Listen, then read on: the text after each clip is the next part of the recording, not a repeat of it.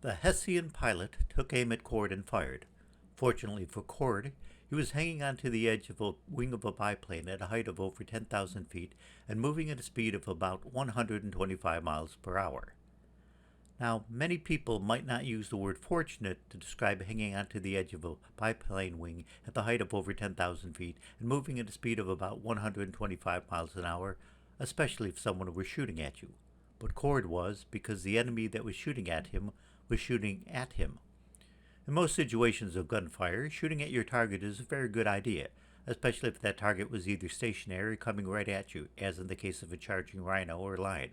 But then, what kind of crazy do you have to be standing there shooting at a charging rhino or lion? But the truth was that there was nothing stationary about the situation. The plane itself was moving at a speed of over 125 miles per hour, which meant that by aiming directly at Cord, the Hessian pilot was invariably doomed to miss him because the target he was aiming at was actually moving at a right angle to the shot being fired at a speed of 125 miles an hour, even though he was just standing there. The Hessian pilot aimed carefully and fired off 3 shots in rapid succession, which was one of the beautiful things about his pistol, the speed at which it could deliver certain death. It was a small thing, but in this mixed-up world, you took your pleasures where you could find them. However, the Hessian pilot only succeeded in putting a few holes in his own plane, one of which critically damaged wing control, but more about that later.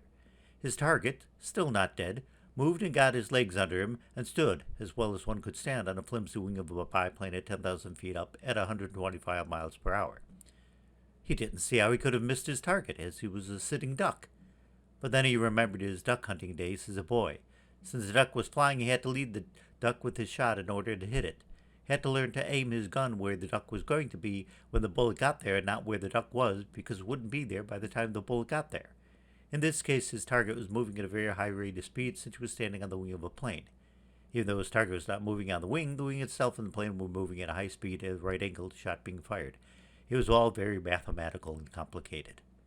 The Hessian pilot adjusted his aim to shoot just past the right shoulder of his victim, which should put the bullet squarely in the heart of his chosen target. Lieutenant Cord Bernwood is Bulletman. Obviously, why else would we be calling it The Exemplary Adventures of Bulletman, Book 1, Cape of Darkness. Now available on Amazon Kindle.